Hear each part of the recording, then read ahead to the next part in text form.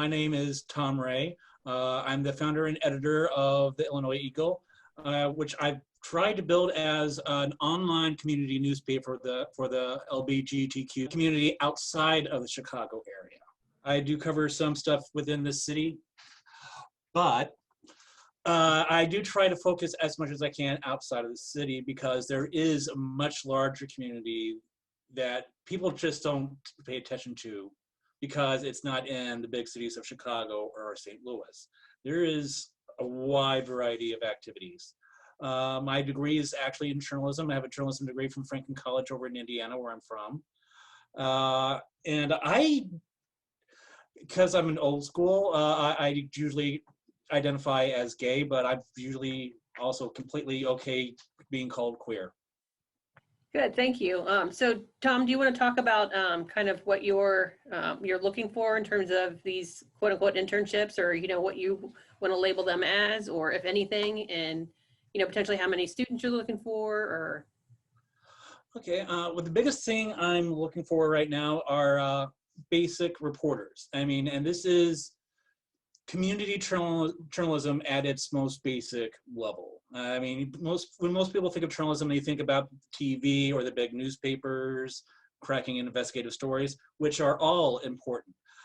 But it's always all built on community journalism. People going to city council meetings, talking to their neighbors, talking to people at the store, because that's really at its most basic, that is what journalism is at its most basic level. You're reporting on your community.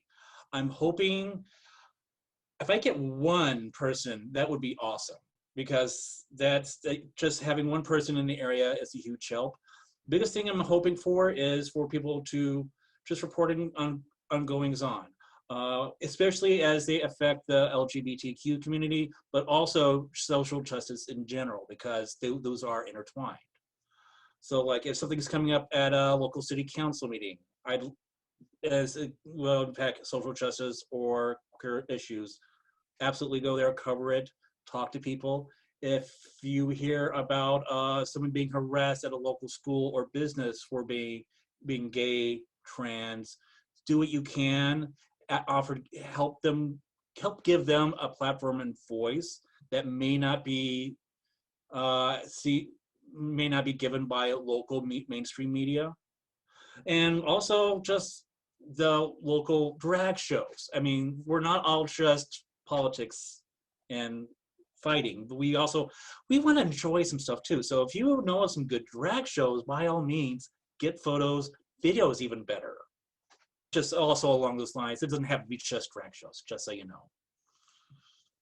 Feel free to ask questions if you have any questions or throughout this. Go ahead, Lauren. I was wondering, what are like the expectations for the student reporter going to like events and things like that, especially with COVID? Well, I would not ask you to do anything that you don't feel safe doing. I mean, I do a lot of my own reporting basically from my own home. This is from my home office, because there's only so many places I can go. Also, just because it can be dangerous these days. I'm more interested in the quality of the work and being able to depend on it. So even if you can't go to, like I say, a city council meeting, those are often live streamed now. So if you live stream it, especially if there's a chance for you to ask questions during the live stream, that is perfectly fine. Do you have any expectations on like the amount of hours per week that you'd want a student to commit to? I'm not so worried about hours as output. I mean, I would like to have at least one article a week. And it also depends on the location. I mean, that's probably also another reason why I'm actually reaching out to area colleges, is because I don't necessarily know what the queer community is like in different areas of the state, because I'm not there. I can tell you what it is in Chicago, I can tell you what it is in Springfield, not so much Galesburg or Rockford or Carbondale. So, I mean, if I would at least like one, maybe two one article a week, more if you can. I mean, more is always good. I do also want to stick to journalistic standards. So like if someone has to be just insists on being off the record, then you make sure you get something to get other people to corroborate them as well. I mean, you need to know who the sources are.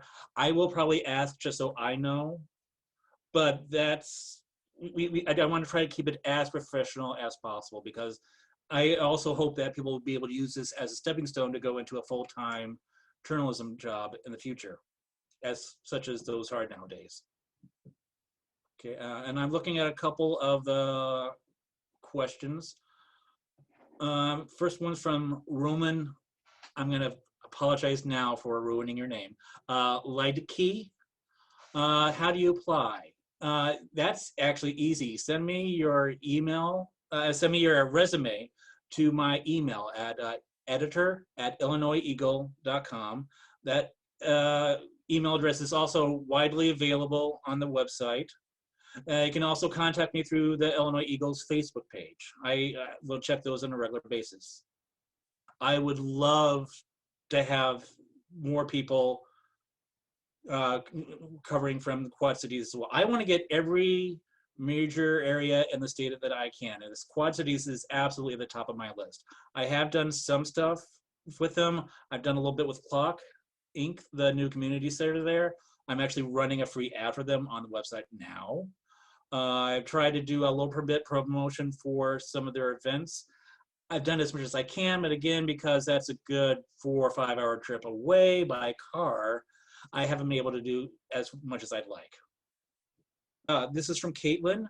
Would you want us to include an example of our writing along with the resume? Yes, please, especially if you have something that could be considered journalistic, but any kind of writing example is fine. And you don't have to be strictly a journalism major for this as well. Actually, in college, I had one of the editors of the college paper was an English major, and she did a great job. So it doesn't have to be just journalism students. From Matthew Nevin, again, what about not doing journalism ever before, but wanting to try it now?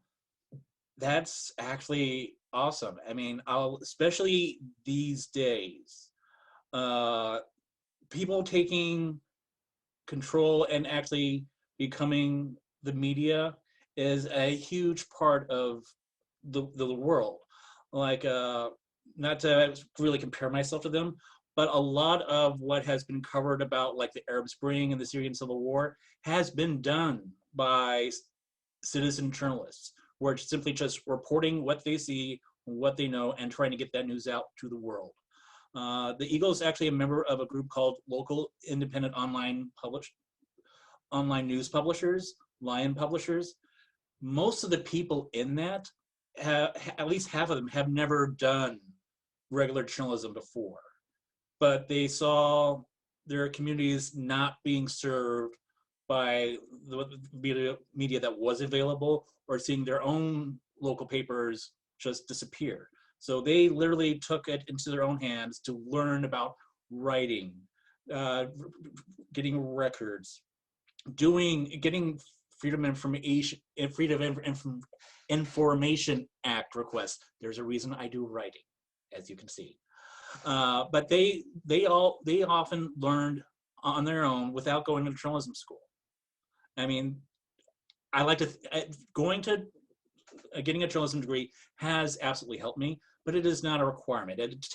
What it takes is mostly a desire to get the facts out. Now, I'm not going to say like truth and justice in the American way. I mean, because truth can be subjected to so many people these days. But you want to get the facts out. You want to be as clear and as honest and straightforward as possible. And that doesn't necessarily have to be a trained journalist. So if you want to try learning it now, this is both a great time and a scary time to do it. So Tom, I'm wondering, I heard you talk a little bit about learning on the job from a journalistic standpoint. I'm wondering if you could speak to what folks might be able to learn on the job in terms of both their identities and the identities of others as well. Oh, wow, that's That's not an easy question. Honestly, when I first came out back in, oh God, like 1993. God, I'm old. I came out when I was 19. I'm 46 now, so I'm like seriously old. But when I first came out, I knew gay and straight, and that was pretty much it. But especially doing sites like the Eagle, I've actually learned so much more about the whole panoply. I've learned a lot about, I don't know everything about what it's like to be transgender, but I can understand the issues a lot more. So I understand what they're going through. It's forced me to actually think about my own identity and how it is. I mean, in a lot of ways, it's still the same cisgender white guy who just happens to like guys it was in the 90s.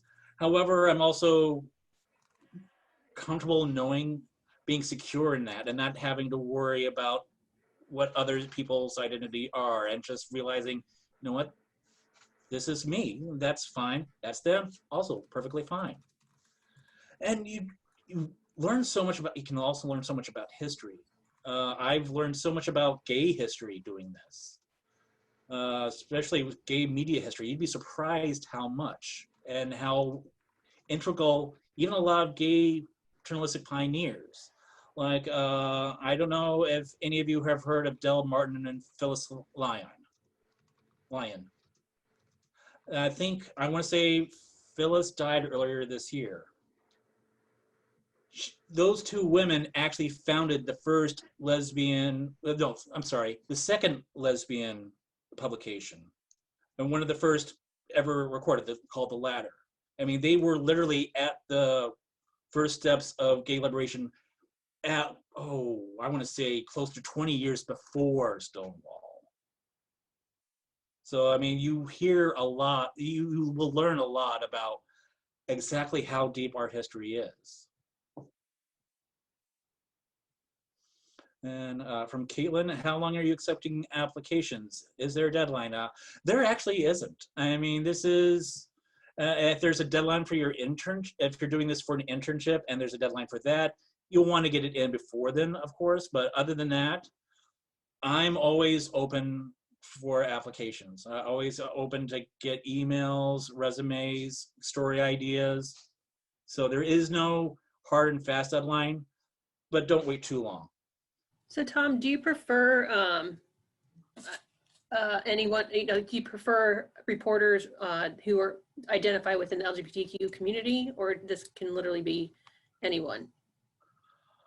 If possible, I would like to have people who are in the LGBTQ community or social justice community, right? Because one of my goals with the website is to raise other voices.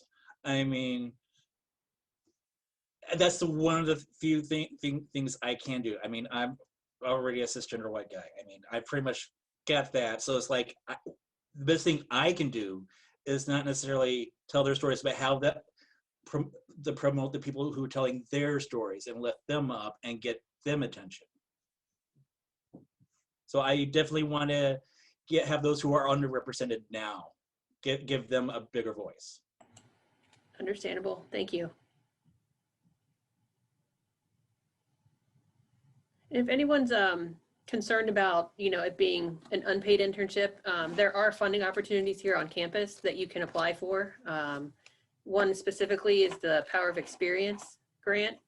So if you're not already familiar with that, you can email Lindsay Rogers, and I'll put her email address in the chat box below about, potential funding for that if you haven't already used it. Yeah, and I am hoping to get some funding. I have had a couple of organizations actually offer to pay for advertising. I'm going to see if it's possible for me to get grants. But this is, by and large, a labor of love. I don't get paid for doing it, and I own the thing.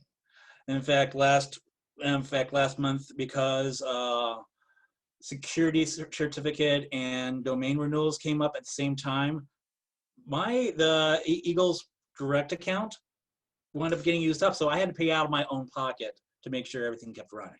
What would a wow factor look like to you in an application or resume? Huh. I've never really thought about that. People who are willing to, honestly, does come down to taking risks, because this is not an easy thing, and being okay with uncertainty, because, and also in a few ways, not knowing what the hell you're getting into. If I'd known everything I knew now when I first started this, I would have gone, oh, hell no. But it can be rewarding. I mean, there have been some times, in fact, I remember one time with a story that actually came from the Galesburg area. A trans girl was getting harassed at her school. The Eagle was the only outlet that actually reported on it. And it didn't get a lot of play necessarily in the big media or go viral, but it made a difference to the people who saw it and the people who live there. They said, thank you, this is what we needed. We needed someone who could actually just hear us. So Tom, this brings up another question that I have that is another one of those kind of bigger philosophical questions. We've talked about the way that journalism and local journalism can be a form of activism, right? I'm also wondering what your perspective is on the role of journalists as potentially a bystander. I remember, I think I was listening to NPR a few weeks ago, and they were talking about protesters who were looking at the journalists looking at the protesters for Black Lives Matter, and this potential, especially when we do identity work, to get caught in a space where we would like to be active, and we, as journalists, forcibly distance ourselves from a topic. I'm wondering what your perspective is there, and what you might be able to share to the folks with LGBTQ plus identities interested in this internship that are thinking about how they're going to navigate having an identity that is very directly impacted by the things that they might be reporting on.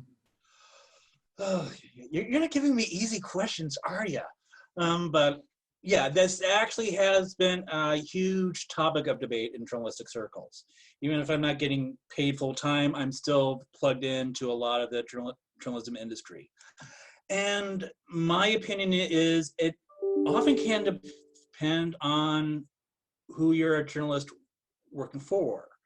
Like if you're working for the Chicago Tribune, that is going to be different than if you're working for the Advocate or Windy City Times or Illinois Eagle.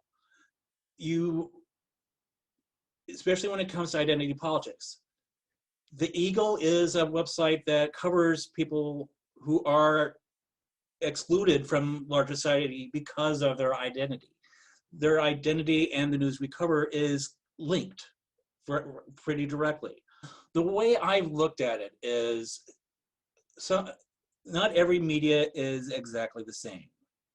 I am not CNN, I am not the Washington Post, though I do like the Post. Subscribe if you can. But and there are needs for those kinds of outlets. However, especially community outlets, especially ones covering the Black community, the queer community, Hispanic, disabled, they are not just community, but they are also what I call, they're both a voice and a mirror. They have to be an advocate for their community because they exist because of the community. If the gay community wasn't under attack like we are right now, we wouldn't need queer media, because it would just be part of regular media. They just cover it like they would normally anything else. But that's not the world we live in. So we do have to highlight that identity. And a lot of the biggest queer activists in gay history were journalists. Dell Martin and Phyllis Lyon. Harvey Milk, I think, did some small journalism when he moved to San Francisco. The beginning of the AIDS crisis, Lawrence Mantz, who first broke the news about HIV.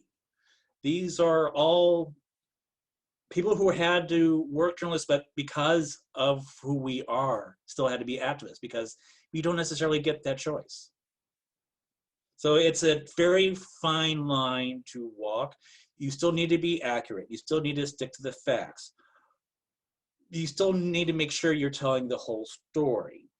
But I also don't think that you should shy away from doing something because it could impact you. That will give you insight also that other people may not have. Awesome, thank you. Yeah, I appreciate that. I was very stumped by that when I heard the NPR article, so I'm grateful to hear your perspective on that. It stumps a lot of people, and especially in a day and age where media is so fractured and we have some places that are just really, really, really bad at journalism. It's a valid question because I'm not going to say what side has been the worst at this. But there is a danger of being too blinded by ideology. And while one side definitely has taken it to a further extreme than anyone thought possible, it's not limited just to them. I've seen others that are simply just as biased and unreliable on the other side as well. Yeah, thank you. Also, you mentioned enjoying the Washington Post as kind of an aside comment. To build off of that, for folks who are considering moving on in a career in journalism long term, if anybody is interested in getting connected with the Post, I do know a couple queer folks who work there. I'm from Virginia initially, so I am happy to get folks connected with people in the Washington Post, or just, in the DC area in general, if that's where folks feel like moving after graduation. I also kind of wanted to add on to what Rain was mentioning. We do, being the Career Center, we do have resources outside of just Handshake that, you can search for opportunities for internships and jobs and whatnot within journalism. So if you're interested in that, even specifically within the LGBTQ community, we have specific links, for those of you who identify. So if you're interested, you're welcome to reach out to me at any time as well too, and I can help you along with that. Yeah, and there is another question for a moment. What kind of times are you looking for? Like if I live in Galesburg for college, but I won't be there during the summer and winter, is that still someone you would want? Absolutely. I mean, there's still someone in Galesburg for a good part of the year. Also, if you also still live in Illinois, you can still report from where you live during the summer as well. Just because I don't necessarily need people just from one place. I need them from all over. But the only place where I'm not actively looking for people is in Chicago and its immediate area because they've already got plenty of queer media outlets to choose from. I'm trying to build something for everyone else outside of it. So, Tom, in addition to journalistic reporters, are you looking for any other sort of work? I'm thinking, potentially folks who do graphic design and illustrations, folks who are, good with putting together visual representations of data, things like that. I would love that. And I have worked with those people before, and I might kill to actually have that because I've been able to teach myself a little bit of graphic design. I'm also really bad at it. I mean, what you see for the masthead of the Illinois Eagle is what I was able to put together basically by fiddling around on a freebie photo editing software. So I actually would love that. People who are doing anything along the lines of ad sales or sponsorships.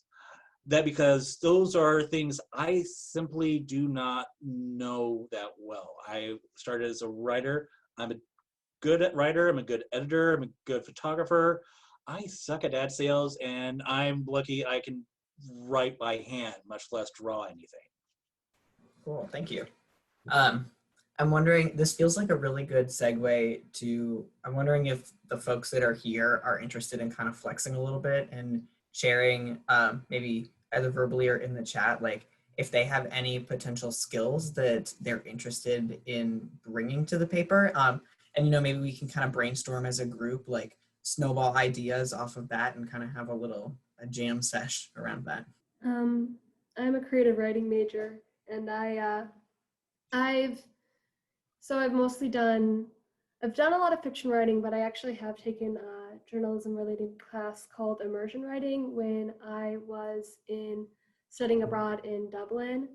So I have done some reporting pieces there in the city, and I've published a short story in Cellar Door, which is a literary magazine that we have on campus, and I've had a play in the New Plays Festival on campus as well that I wrote. I was actually a theater minor in college, so it's like, I do find that stuff cool. That's awesome.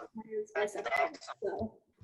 That gives me an interesting idea. I'm wondering what the potential is for creative writing pieces and, maybe not entirely fictionalized experiences, but creative writing that draws on the real lived experiences that we feel living as queer folks in rural areas.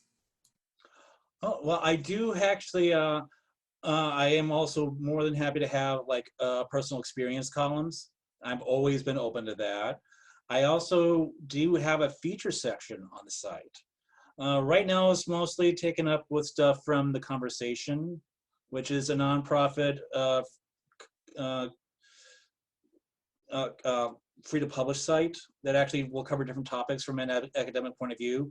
But if someone wants to do a feature story about, say, a day or a weekend in the life of a queer student in Northwest Illinois, I would be thrilled, because that's exactly the kind of perspectives that we need to get out. Because most people, when they hear LGBTQ anything, they think of the big cities. They forget about the smaller cities and smaller communities where we're actually out there too. I mean, there's downstate Illinois, to give you an idea, has had queer community centers longer than Chicago has, which I'm not even exaggerating about that.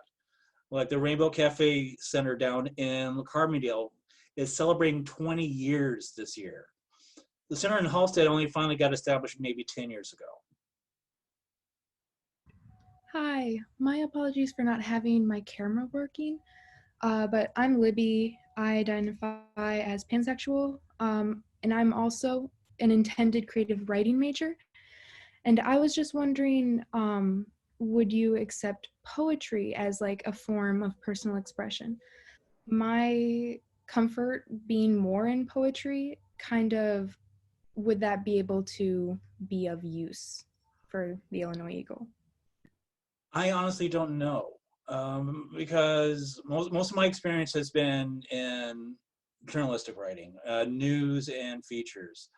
However, I would like to be able to give voice to as many as I can. I'd have to think about some ways, like maybe putting together some kind of like maybe quarterly feature for people to be able to submit poetry to be included. It's something I'd have to honestly simply have to think about, simply because I haven't thought about it before. And so basically this is a new idea for me. I do like the idea of trying to expand a little bit. It's not something I'll necessarily specialize in, because honestly I don't know poetry at all. But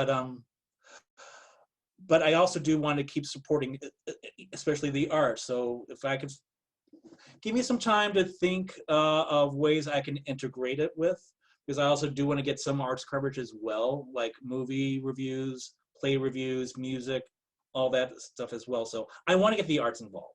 Just give me a little bit of time to think it through and figure out the best way. And definitely, please, by all means, email me with any thoughts you might have for it as well. I will also say, I find that folks who have experience writing poetry often bring a really beautiful lyrical quality to the prose that they write as well. And so I would say it's an excellent strength to draw on in other forms of writing as well. Couple of questions in the chat. Matthew said, when I saw the email about this, I thought about my coming out and explaining what it's been like. On top of other reporting, is that something you'd be referring to for that column you mentioned? Absolutely, because everyone's coming out is different. I could tell you stories about my coming out, which I basically did all completely wrong. But yeah, I mean, it's just not that. I mean, it's just, we're not, being queer is not all we are, but it does inform almost every part of who we are, if that makes any sense. So I'm not just gay, but being gay has impacted who I was married to, what I focus on, what my politics are. So they're all interconnected. But yeah, that is absolutely something that would be for a column. Could do that and just use that your launching point and just go off in a direction, see where it takes you. Or you can just do a one-off for a community piece. That is absolutely wonderful as well. Now, and someone had Sam had a question. Have you ever felt at risk because of your identity when reporting?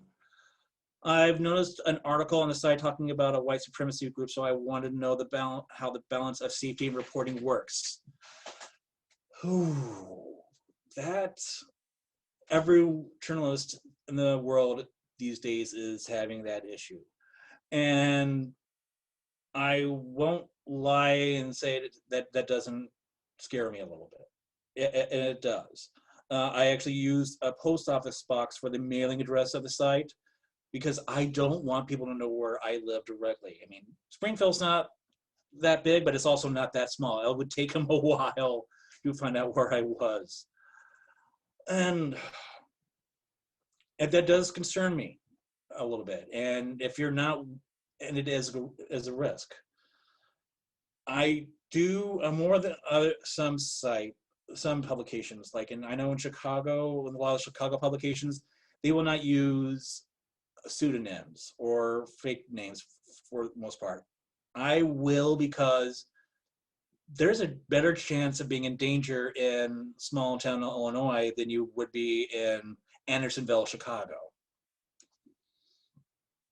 And I have felt at risk. It's scary sometimes. But I also, and this is where we get a lot into my beliefs. I believe that doing stuff like the Eagle, reporting and informing the community is important enough for me to take that risk.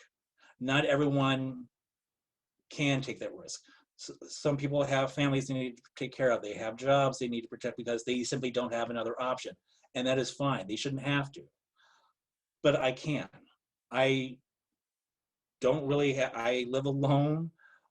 I have a good job that is not affected by what I do with the website. In fact, they encourage it. I can take that risk. And I know relatively how to keep myself relatively safe. It's also my choice to take that risk. And you have to know how far much of a risk you're willing to take. And that's something you don't know until you actually have to face it. I didn't think how much I would be able to. I found that out the hard way in college when I actually have a story from that. I actually ran a small newspaper I founded in college. Yes, I've been doing this kind of thing for far too long. Someone had written some Klan graffiti on a school wall. I reported on it for the little flyer publication I had. Someone took a copy of it, wrote KKK lives, and pinned it to my dorm room door. That scared the hell out of me because they knew right where I was. They took something I wrote, drew that on there, and put it right where I was going to see it on the front door of my dorm room. It scared the hell out of me. But also, if you're getting that kind of reaction, you're also doing what you need to, because they don't do that unless you're you actually got them mad. And people like who support that kind of thing are mad, then you're doing the right thing. You're doing a scary thing. You're doing a risky thing, but it's still the right thing. And if, as long as you're willing to take that risk and be fully aware of the risk, it's worth doing. Yeah, thank you. I guess I was just wondering, since there's been like recently on campus a lot of controversy and stuff, but kind of like taking that risk means that you kind of outed those people, so people are like more aware that this is a thing that's occurring. Mm-hmm. So when I was reading the article that was on your website, I was just like, I guess that question of like how far I guess the reporter should go before, you know, the story should be ended there. So thank you. Yeah, I mean, basically, as far as you feel safe, your safety has to be paramount, as far as I'm concerned. Especially because publications like the Eagle, we're kind of like on the raggedy edge of things.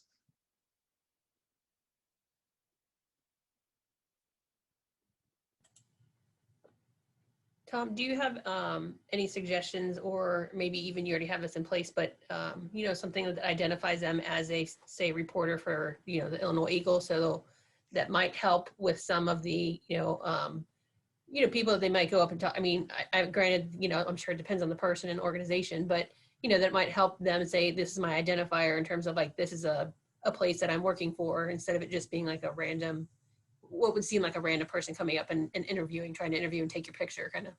I can either email or physically mail. God, who does that anymore? Basically, I call it a press badge. Basically, be a card that I do on my computer with your photo, my signature, affirming that you are representing the website. You can have it laminated or put into a lanyard, or have it in something that you can carry and identify, and have my contact number on there as well, just so people can call us like, I don't believe you're who you say you are. Then they can call me and say, yep, they're writing for this site, so are you going to give them a quote or what? Thank you, that helps a lot. And if you want, if it makes it easier, you're welcome to email it to me, or I'm assuming Rain wouldn't mind, you know, as well. So that way we don't have to worry about everyone's K boxes and everyone's specific mailing addresses, so. Okay, well, actually, it'd be something I'd fill out here. So anyone who actually applies and they start writing, I would be sending it to them. Gotcha, thank you. So as far as, you know, quote unquote rules and, you know, guidelines that they'll have to adhere to, you know, outside of just regular journalistic following, is there, you know, will you have, depending on the person or people that you hire, will you have, you know, something that you'll be able to give them more information on, and, you know, like what they, you know, like when they're out in the field, you know, I'll be honest, I'm not that familiar with journalism and how, you know, the ins and outs of what you do, what the do's and don'ts are. So I didn't know if that's something that has to be covered, you know, like once the person's hired, or. I can actually give some ideas. And this is stuff that's good even if they don't, because especially if they want to go into journalism in general, these are things you have to keep in mind. One is like, especially if you're writing for me, don't write anything that gets me sued for libel. That's expensive, and I am not rich. But the only thing, the best way you can do that is to make sure you take notes. Have more than one copy of your notes. Like, I know some people who they'll take recordings on their phone or a tape recorder or voice recorder, but also take notes. Maybe get some video, which has sound and video. If you're taking a photo, I often try, especially considering what I cover sometimes, I will get permission before I take a photo, and that's not always possible, and it may not necessarily need to, depending on the event. Again, that's when it comes down to judgment. For example, if I was covering a Black Lives Matter protest, because of some of the violence that there has been against the protesters from authorities and others, I would not necessarily get photos of them that show their full faces. I would get photos that show them in masks, from behind. We have to keep that in mind, especially for the community we cover, because we're trying to serve that community. And if we put them in danger, we're not doing them any favors. Other publications will have a different perspective on that, because they are not necessarily focused on our community, and they will try to have everything be the same. Like, you treat everyone the same. We will get their photos, and we'll get guys the Proud Boy photos too. It's like, yeah, they're not the same thing, but yeah. But yeah, I always try to get permission when I take photos. Make sure you have records. Be willing to feel and maybe look a little ridiculous. I remember so many times, especially when I first started out at newspapers, I had to go up to complete strangers who I'd never met before. It's like, hi, I'm with the Kokomo Tribune. Will you say something to me? It's like, and that can be nerve-wracking. It is possible to get past that. I mean, I'm actually an introvert, believe it or not. There's a reason I work from home. But being willing to feel a little ridiculous, look a little ridiculous, that does help, because you'll think you look ridiculous. You don't, because you're just doing your job. It's gonna feel that way. But that's how you get the good stories. It's how you find interesting people to talk to. And one thing I've learned is, like, always gives people a chance to see what they really want. If there's something that they want people to know about. Some of the best lines and quotes I've gotten have been letting people just go off on a tangent. Like a woman who collected Elvis memorabilia. It was one of the best interviews I've ever had for a local paper. I mean, she was just this lovely woman who was fun to talk to. She had so many stories about Elvis. Then there was the time Johnsonville Sausage was bragging about winning a health award. That's a long story. It's a fun story, but it's a long story. I hope that answers the question. Well, if we're concluded for today, it looks like everyone's fresh out of questions. I did include your email there, Tom, in the chat box. So if anyone missed it or needs it and doesn't remember it, just email me or Rain, and we can get it to you. And again, for funding as well, I put the contact information in there for our Power of Experience grant. So if that helps with anything, and Tom, I really appreciate you being on here and connecting with us in general. So, oh, my pleasure. This has actually been a lot of fun. I don't get to do this a lot of the time. And if anyone has any questions, even if they don't want to, they figure they don't want to write for the Eagle, I'm still more than happy to answer questions. I've worked in journalism, mostly in newspapers, but also web, and a little bit of, back in college, a little bit of radio and TV. But I've had plenty of experience in journalism. I can give what advice I can, and I'm happy to pass that on. And I've also, if people do write for the Eagle, I will give references. I give good references. I have known people who have got jobs because of the references I gave them. So I'm always happy to do that. I want to help grow the next generation of reporters.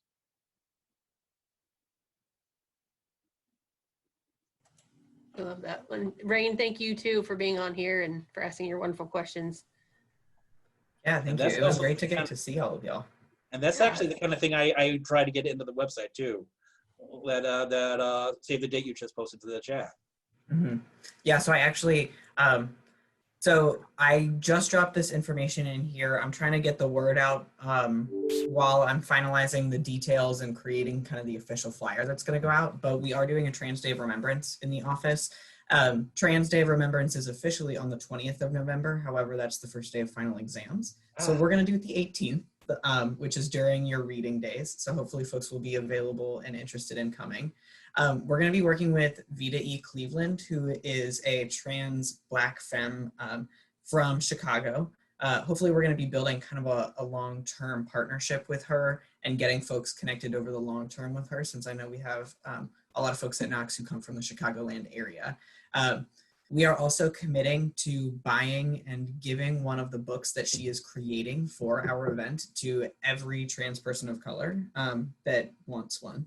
So if you're interested in getting one of those books and identify as a trans person of color, you can email me at rcgarant@knox.edu. You can also soft RSVP to the in-person screening that we're going to do in Vigil. We have about 20 COVID-safe spaces reserved, and we are going to be giving, again, priority to our trans folks of color, since that's who's impacted the most by Trans Day of Remembrance. And then I also want to put on y'all's radar, in case anybody is very artistically inclined, we are going to be selecting Vita's closing poem from the event and asking folks across campus to each create a piece of artwork that they feel represents one of the lines of those poems. And we're going to create a walking memorial where folks across campus can, in a safe outdoor space, walk through Vita's poem and see the art that we've created and read the names of the folks that we've lost over the past year. So you can also get in touch with me if you're interested in participating in that once we get that poem solidified. And then the other thing I dropped in here, we have a virtual lounge space that is dedicated to the Knox LGBTQ+ students.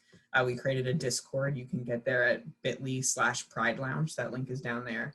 There are pages to, post events that you're interested in and want to share with folks, share memes and funny stories. And then we also have specific closed channels for folks with the following identities. If you identify as a queer trans person of color, as trans or gender nonconforming and non-binary, or as asexual or aromantic, we have special spaces that are closed off to the rest of the community that are just for folks with those identities to process with people that feel similarly to them. So those are some of the things that I have going on in the works in my office. Just in the last few minutes here, I wanted to make you all aware of that. Yeah. Thank you so much, you all, for attending and for all of your wonderful questions today, and for allowing us to be recorded. Thank you. I mean, this was a great opportunity for me as well. And those were great questions. Great questions. Thank you so much. Have a good rest of your day, everyone. Thanks, y'all. See ya.